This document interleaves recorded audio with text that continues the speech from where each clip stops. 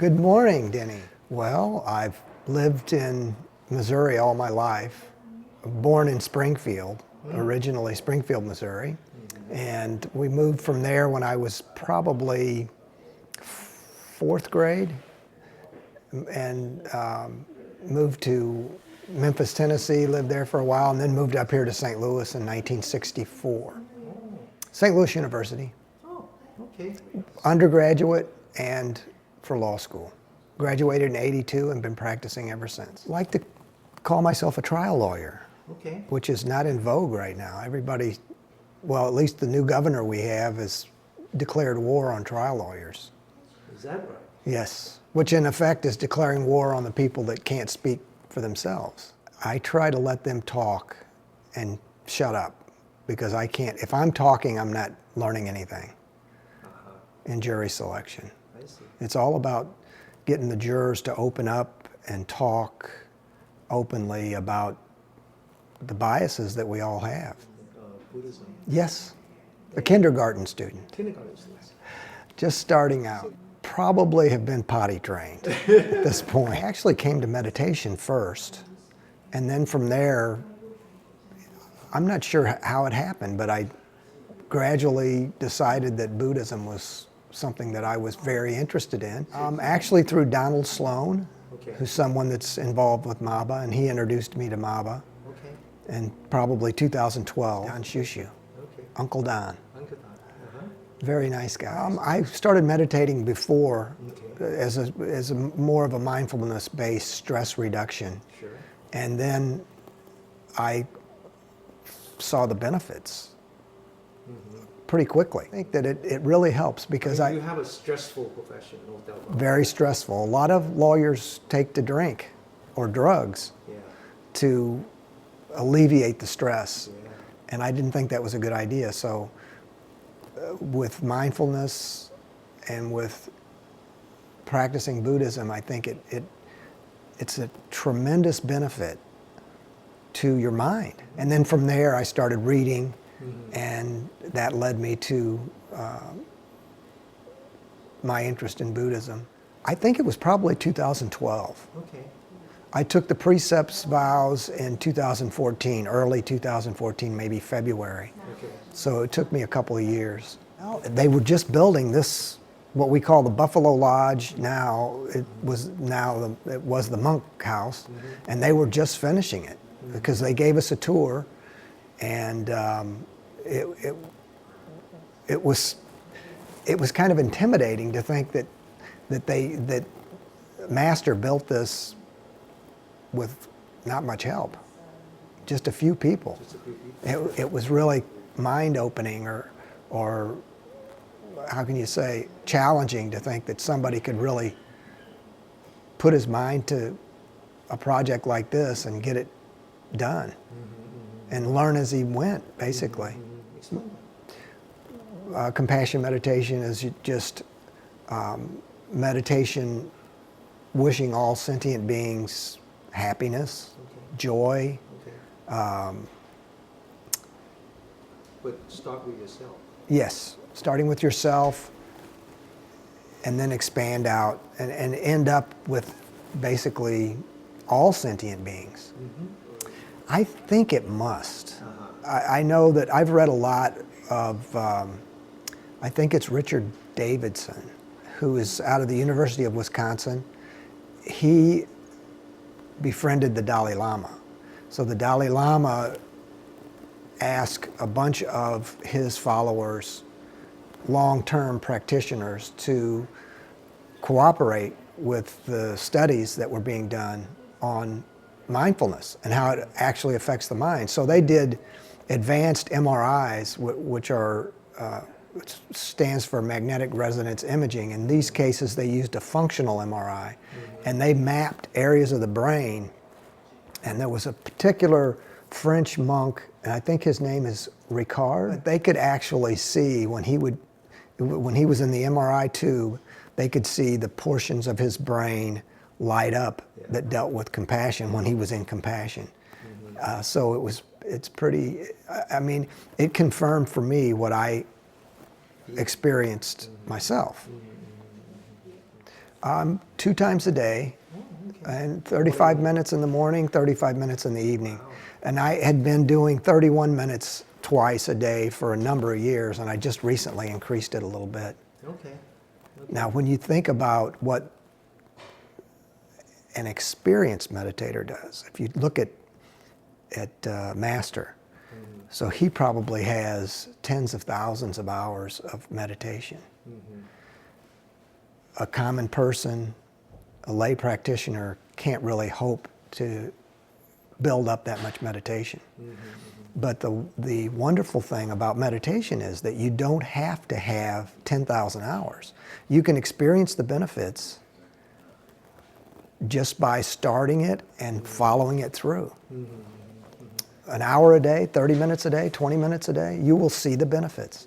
Well, the first thing you do is you find a quiet place, a comfortable chair or a cushion. Yeah, I could do it in this chair. I'd probably want a pad. And when you start out relaxing yourself, typically I will start with recognizing the breath, following the breath.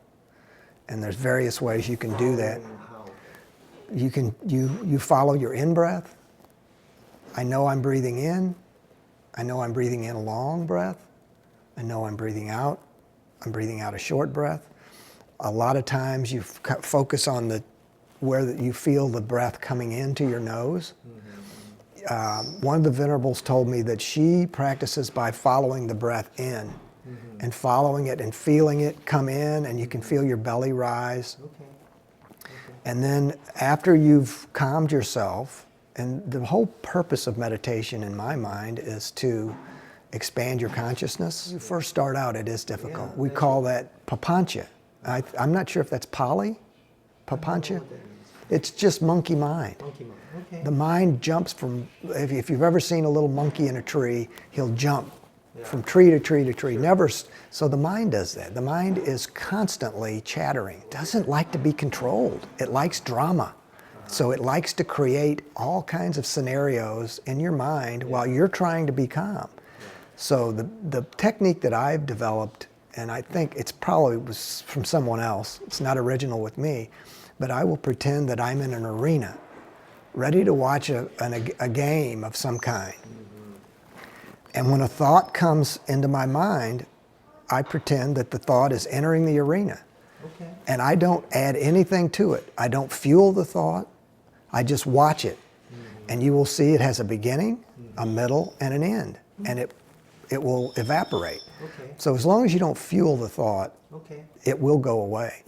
In order to concentrate on whatever you're meditating on, loving kindness, your breath, you've got to have your mind clear. You've got to be able to, as much as you can, and it's not possible to do it all the time unless you are the happiest person in the world, or maybe master. You can't shut it out completely. The trick is to know when the thought comes into your mind, you can recognize it as a thought, you don't fuel it, and you go back to your object of meditation.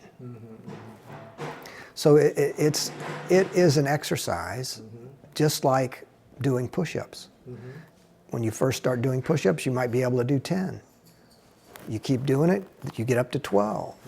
And you progressively get stronger. And your mind is the same way. I think it is an experience. And when you know it, and when you feel it, it's something that it will, I don't know if you say grow on you, but it comes from experience. It's just like Buddhism, it's experiential based. You make it true for yourself, right? And the feeling that you get, the feeling of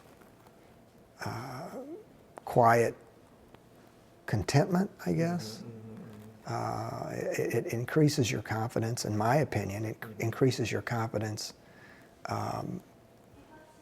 It allows you to, if I'm in front of a jury, it allows me to be calm. It helps me to be calm and to listen. None of them want to be there. I mean, they're getting paid, I think they're getting paid $12 an hour plus parking. They have to buy their own lunch. So nobody really wants to be there. No, no. And when you come in as a plaintiff's lawyer, somebody that's sued to get money for somebody that's injured, you really start off behind the 8 ball. Well, it helps me remain calm and to maintain equanimity. That's very important, I think. Well, and that's one of the things I've learned from Buddhism, that you don't want to be elated by praise or dejected by criticism. Equanimity is, the easiest way in lay terms would be an even keel. An even keel. I would say it fits into the Buddhist concept of no self or non-self, that we are all made up of the 5 aggregates: form, perception, sensation, mental formation, and consciousness. And all of those are constantly changing. So you can't really identify a true self because it's just a bunch of the aggregates. The aggregates come together to give the self. And that's probably the hardest concept for me to grasp. Yeah. And from the self is really generated all of the suffering that people undergo in the world. Because they identify so strongly with the self, and eventually you're going to be old, you might get sick, and you're going to die. Nobody gets out of the last equation. So when people have attached so strongly to the self, it's more difficult to deal with those common and unavoidable consequences. Oh boy, it's a very welcoming place. I feel like they've become part of my family, everybody that's here. But as far as what I experience here, it's just so welcoming. And everybody helps you understand at your own pace. You know what I mean? It doesn't, nobody forces you to do anything. That's why I think Buddhism is an experiential-based philosophy. Very good. Thank you very much. Thank you, Thanks Denny. again for coming. Well, thank you.